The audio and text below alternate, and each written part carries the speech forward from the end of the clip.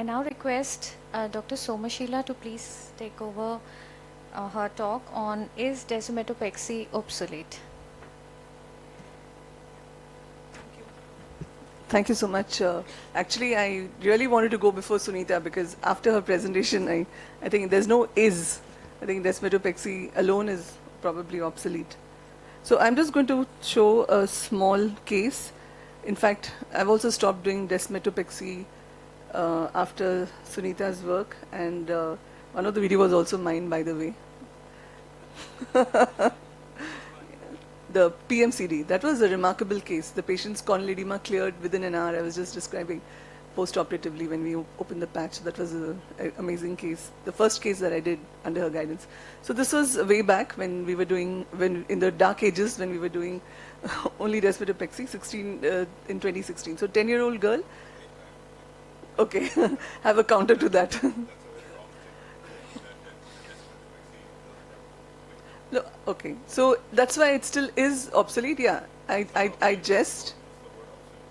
Yeah, so okay, so yeah, I'm not saying that there's no role for it. Yeah, maybe I jest, but to come to the subject. So this was a patient who had presented with acute eye drops in the right eye and advanced keratoconus. Also, the child had Down syndrome, and you know often that these patients come with very advanced disease.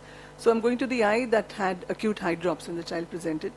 And this is the preoperative OCT. We are familiar that you have fluid in various layers of the stroma, and it's not just that you can, very often you can't even see the DM break because there's so much fluid in these eyes. And this is a slit lamp image, and all of this you can see that there are loculated fluid clefts in the stromal areas. They're both intracellular and extracellular, with histopathology.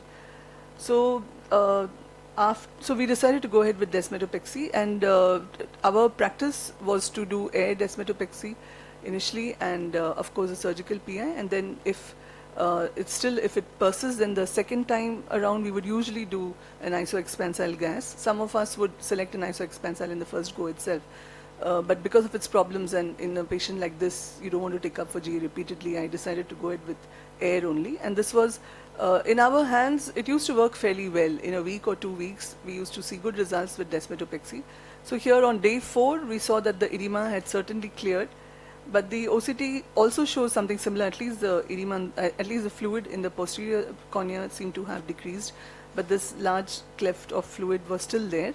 And we decided to wait and used conservative therapy. But by day 14, again, what you can notice is that the entire cornea is very edematous, and also, again, you can see fluid. So that was not tamponading the break. Perhaps the air absorbed partially. So the plan was to repeat the desmetopexy. And in this situation, we used some of the techniques that we do in DSEC. And what we did is that, first of all, made the side port and released the aqueous fluid. And we made a sort of a venting incision here and manually massaged the fluid in the interface, because as you remember, the OCT showed that a lot of fluid was very anterior, just below the epithelium. So gently massaged, and you can, as you keep doing it, you could see that there's some decrease in the fluid, and the corneal layers get a little bit clearer, and the eye looks a little collapsed. That's because the fluid is just coming out of the corneal layers. And just very gently kept doing this. We kept the air in the AC so we don't inadvertently collapse the AC and contact the crystalline lens. And we did refill the air. I've edited all of that out. And this spent a good 5 minutes in very gently massaging this. We don't have intraop OCT. I think that would have helped a lot for us to see how much air there is. So we kept doing that. And at the end of it, this time refilled with gas with isoexpansile C3F8. Kept a full chamber air fill for about 7-8 minutes, and after that released just a little bit of air so that it was mobile. And I didn't do a surgical PI the first time round. I did it the second time when we used isoexpansile gas. So this actually worked pretty well, but I must tell you that if I do this case now, I would definitely apply compression sutures as well. I would use air perhaps, but I would resort more on compression sutures, because this is proving the point that a lot of fluid which is anterior is not, we're not able to get at it with the air. So the air we can just, or the gas, that can just scaffold the DM. The idea is to have it there It's not like it'll push the DM back, you know that. So the idea is to have it there so that the pseudo cornea that we see in histopath comes back and it helps the endothelial cells slide back into place, and that's how the break is sealed.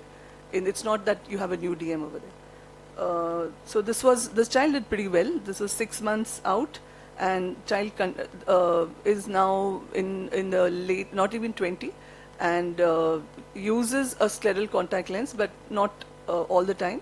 And with the scleral contact lens, the vision is 20/50. So we avoided doing a graft, and the other eye is fairly good for this young patient.